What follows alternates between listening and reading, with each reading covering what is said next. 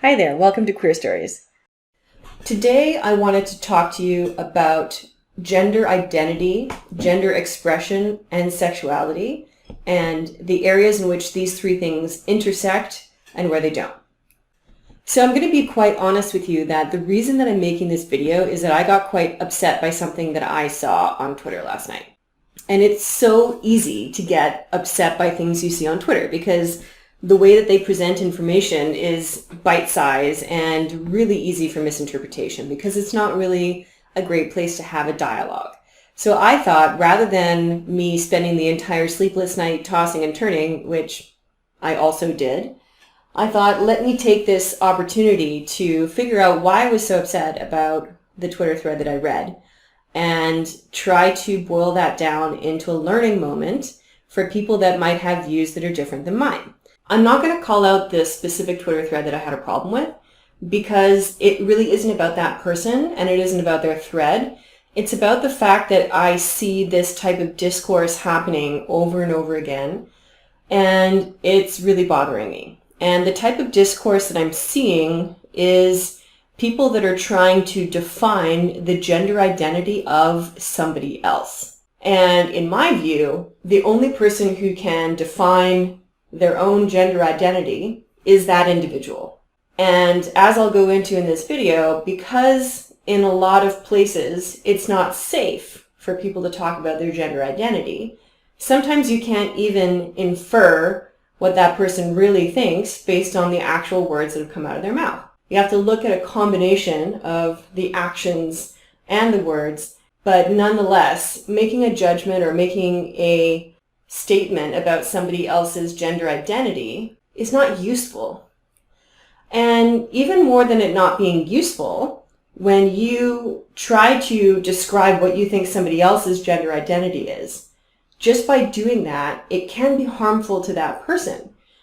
And I'm speaking from experience when I say this because I've had a long journey on my discovery of my own gender and on my discovery of my own sexuality. And I never felt comfortable talking about this stuff because I was constantly told, you need to be more like this, you need to dress more like that, you'll never get a job, you'll never this, that, and the other. And those kinds of discussions were very harmful to me. And over the years, and especially recently because I've started working in workplaces that are accepting and inclusive, I have felt more comfortable in having these discussions. But most people don't actually feel comfortable discussing their own gender. And so when you have that discussion about somebody else in the third person, and you start making value judgments on people who see things differently than you, I have a problem with that.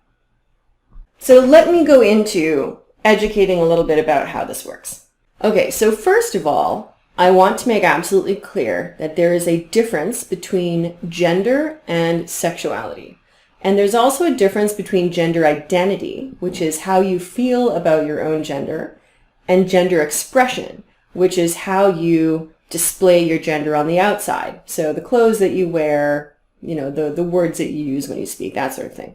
I'm going to also link in the description a really great conversation that BuzzFeed put online where there are people that are discussing what gender means to them. And you have straight people and gay people and women and men and everything in between having this conversation. And I think it's a really good conversation, particularly if you are a cisgender person, so somebody that identifies with their birth gender. And you don't have a lot of experience having these types of conversations. I think that's a really great gateway to having that discussion. So I'm going to put the link for that in the description. But generally speaking, gender is a social construct. And most modern societies today on the earth split gender into two different genders, male and female. However, that is not always the way it has been, and it's not always the way it is right now. So right now, we are starting to see, particularly in North America, I'm going to speak from the North American perspective, we're seeing the emergence of something in between, which genderqueer people can identify as. And so rather than just being he and she, we now have the ability to call ourselves they. and live somewhere in the middle of male and female.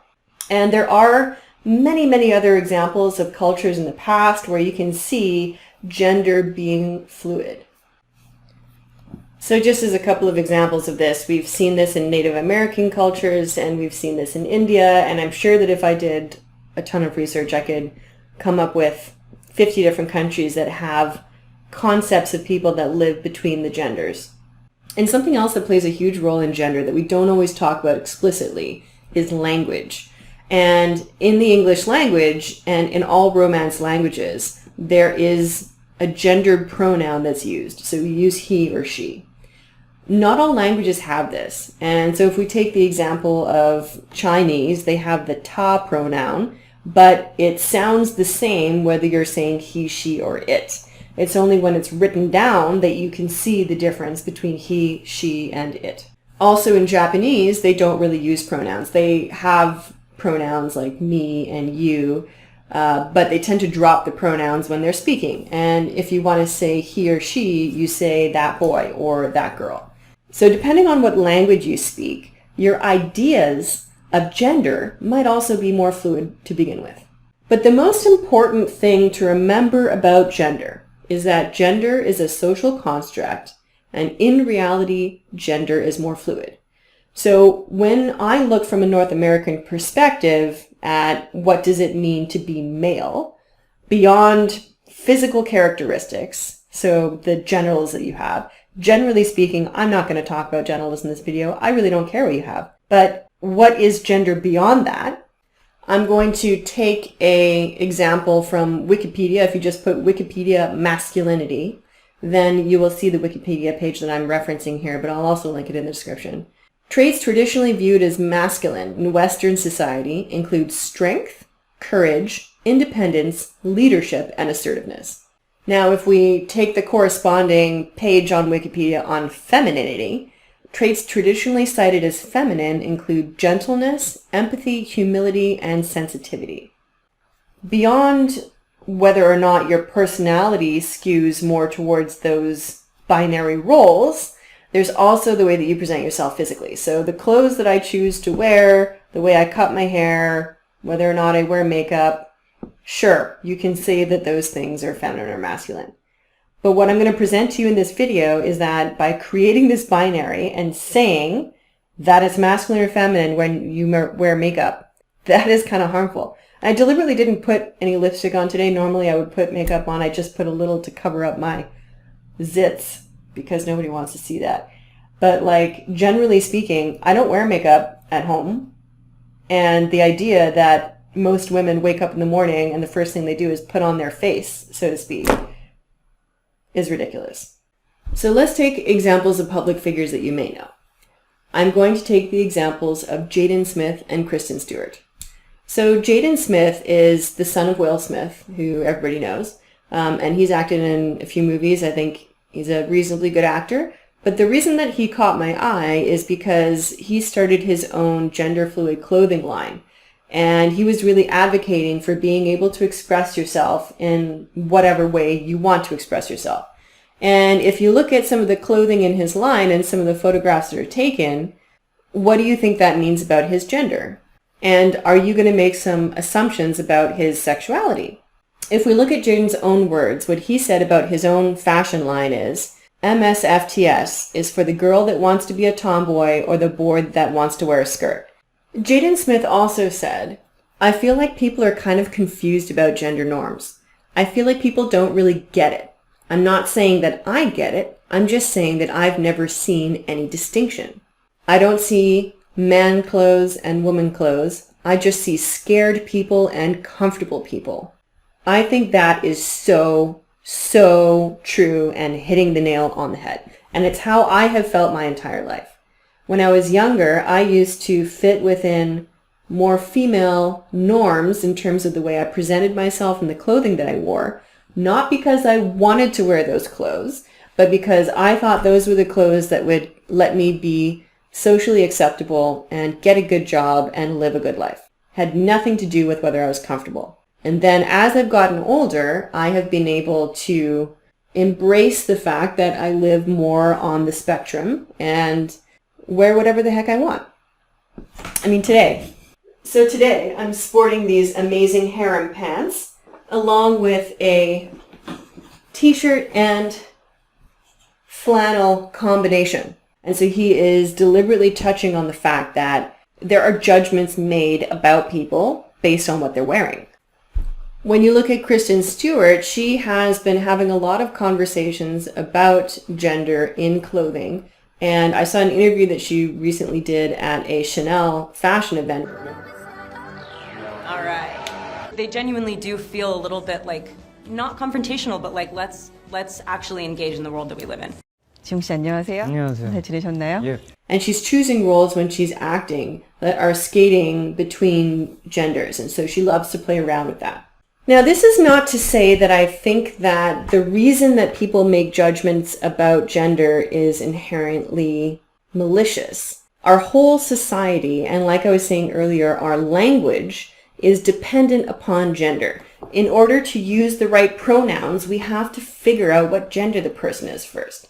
And so when we look at somebody, the very first thing that we do when we look at somebody is try to fit them within this binary. So I'm not blaming people that do that, but I'm just asking you to recognize the fact that you're doing that, and that when you make a judgment about somebody else's gender, that judgment itself can be harmful to that person. So a lot of the times when we see people that have gender expression like Jaden and Kristen that is somewhere in the middle, we automatically assume that person's sexuality, and we make some kind of judgments about that. But the reality is we don't know what their sexuality is. They could be straight, they could be gay, or they could be somewhere in between. In the case of Kristen Stewart, she has openly come out as bisexual, so we can talk about that with some degree of confidence. But Jaden has never come out and stated what his sexuality is. There are rumors that come out, and people like to make all kinds of speculations, but the reality is that he hasn't sat down and done an interview where he has discussed his own sexuality and said, this is what I am. Okay, so we've talked a lot about gender and gender expression, so the way that we choose to wear our clothes. Now I want to talk about how we portray people in fiction.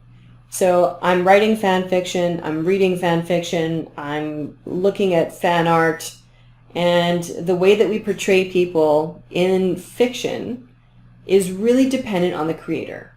And the creator is going to bring their own inherent bias to their creation. That is obvious, and that's okay. That's normal. I think fiction is an awesome place to explore what-if scenarios. And so when you're writing about a person in fiction, and you're saying, what if that person is gender fluid? Or what if that person is gay? Then this is what the story might look like. That is completely different than coming out and saying, I believe that person is gender fluid, and I believe that person is gay, and I believe that person is a top, or I believe that person is a bottom. And anyone who believes differently than me is wrong because of A, B, C, and D. That is harmful, not just to the creator, but to the person being discussed.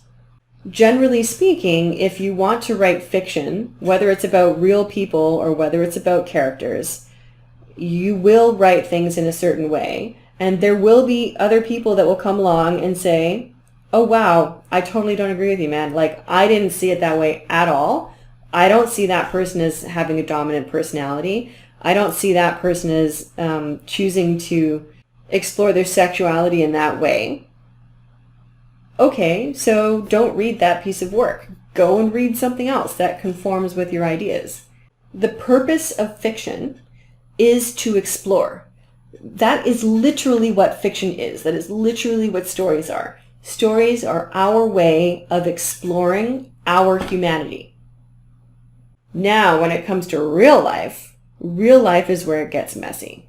I've seen people that have made claims like, I come from the same country as those people come from, and so I understand the cultural context of where these people live, and that means that my viewpoint on the situation is more valid.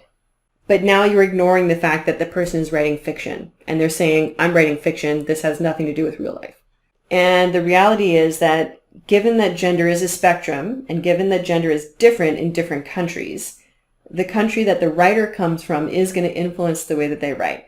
And they can do as much research as they want. Like I do a ton of research. Everyone knows that. Everyone who reads my work knows that because I put in my references all the sources of all the things that I'm looking at. But no matter how much research you do, even within that country itself, if you were to interview every person that lives in that country, there will still be 100 different viewpoints. And there will still be valid viewpoints that are different. So just because you come from the country doesn't mean that you can say, me as an individual, the viewpoint that I have is valid and the one that you have is not. You can't do that, especially not when you're talking about fiction. And I also want to state that the gender expression that you use on the outside does not always match the way you feel on the inside. Not everybody is brave enough to speak publicly about their gender. Not everyone is safe enough to speak publicly about their gender.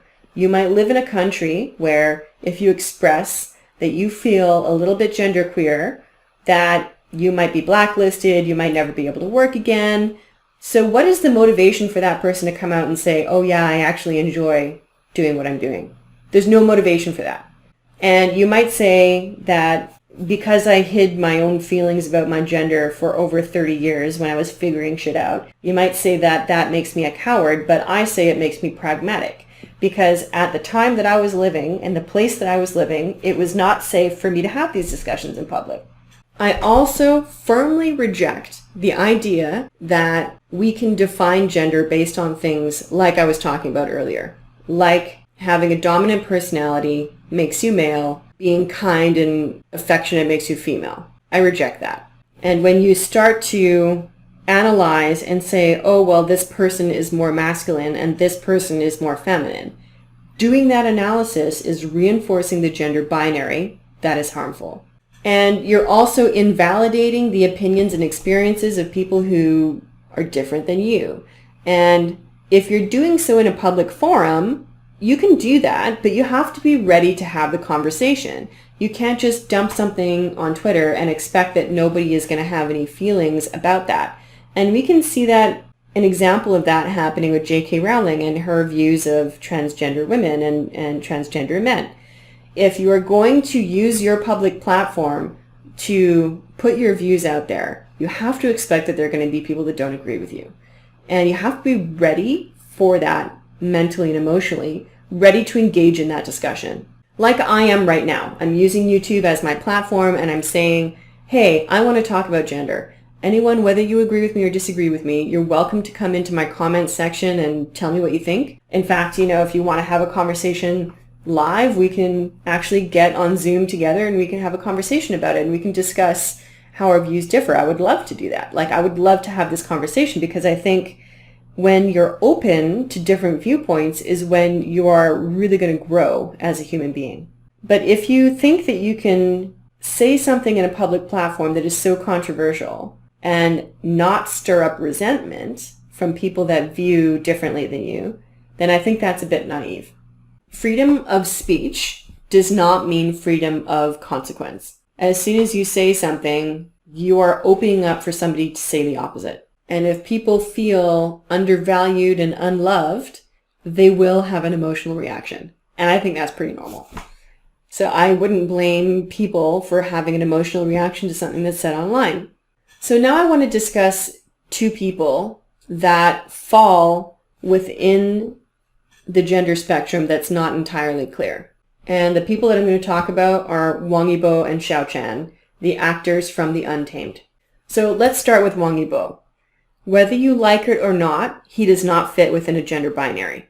When he first debuted as a member of the band Unique, he had a very feminine presentation that was chosen for him. It was not his own choice. And at that time, and more recently when he has talked about those times, he has said that he was uncomfortable with that presentation. 还好吧，没有翻到刚出道的就行。刚出道的那个造型跟发型自己有点不太能接受现在。 And yet, when we look at him today, He's incredibly successful, very rich. Like, he can do what he wants to do within the realm of reason. And he still chooses to accept being styled in feminine clothing. He's always wearing Chanel and presenting a very beautiful image. He also made a comment in an interview once saying, "I don't wear makeup at home. I do it for work." Now I'm going to say to all of you, I'm going to ask all of you who are female who might be watching this, do you wear makeup at home when you're not working? Because I sure as heck don't. I don't wake up in the morning and say, I'm going to put makeup on just so I can look pretty. I mean, I know I don't fit within the normal gender spectrum, but to me that seems weird. It seems completely normal to me that somebody would say, I don't wear makeup at home, I do it for work.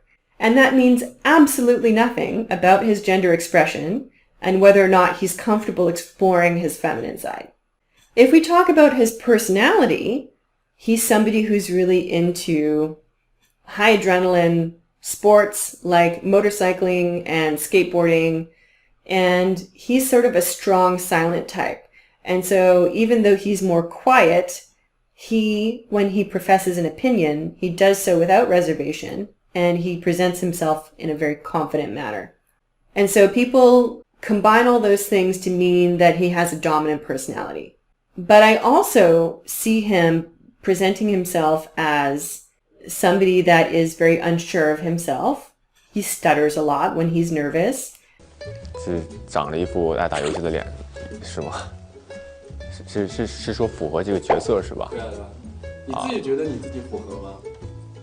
还行吧。10年前还在唱歌跳舞，在准备出道。When he's around his close friend Xiao, he often defers to him. 当然是魏无羡啊。我吗？不是聂导吗？就所有人是吧？所有人，大家都挺活泼的，我觉得。但是最聂导是吧？聂导跟只要有，我真的就还好吧。那应该就是聂导吧。Sometimes he can be dominant, and sometimes he is the babiest baby that you've ever seen, who's just adorably cute and using his cuteness probably to get what he wants.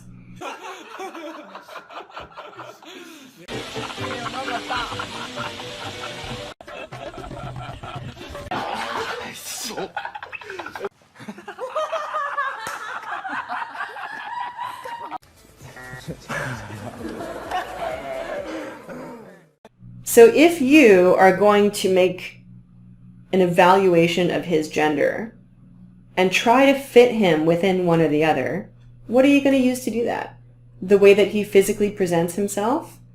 His personality?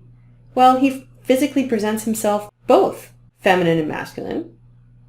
And his personality can be dominant, and it can be more submissive when he's around somebody that he thinks is worthy of that submission. To me, the most important thing is he does not live in a country where it's safe for him to speak his truth. And I am not living inside his brain. And so if I'm to make a judgment about him, I'm going to be using my own experiences to create that judgment.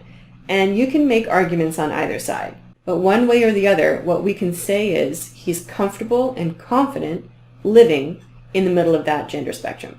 Now let's take Xiao. Xiao is somebody who has always styled himself more masculine in his clothing. So when he first debuted, he had this boyishly cute persona, and now he's presenting himself more as a mature, elegant gentleman. But he's always presented himself physically in a masculine way, which is different than Wang Yibo. He also loves to work out. We can see he posts pictures of himself in the gym. He has really nice muscles. But in addition to that masculine styling, he also loves to knit.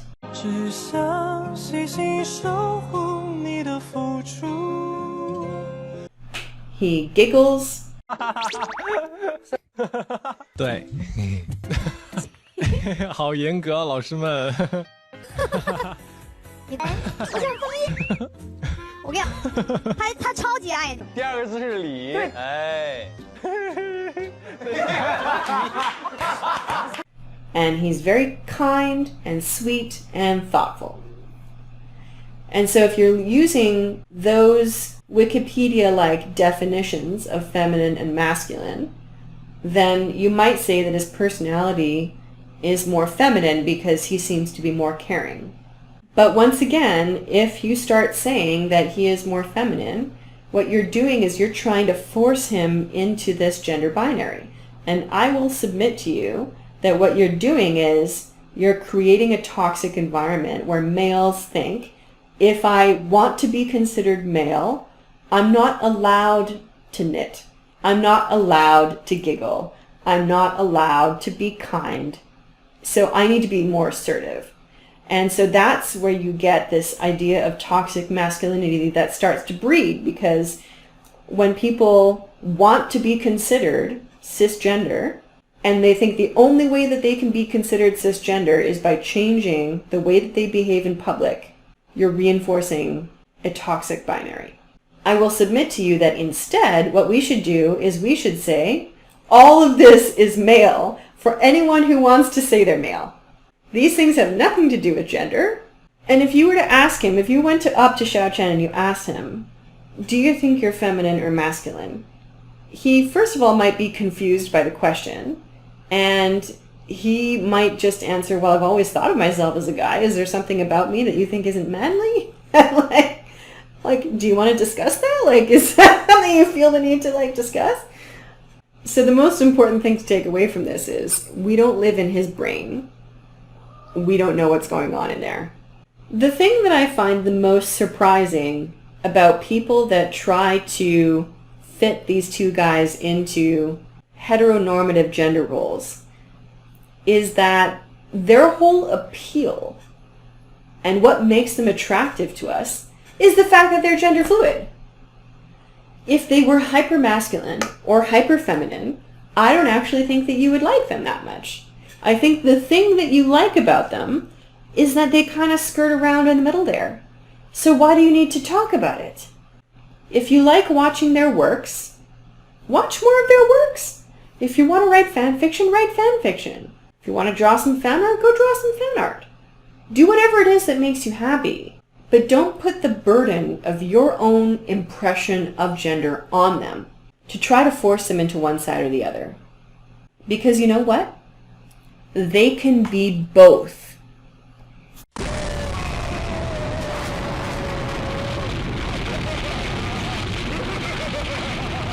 So just coming back to myself as an example for a second here. If you were to rate me based on my personality, and I've taken tests, quite a few tests for my personality over the years, my personality is 94% masculine.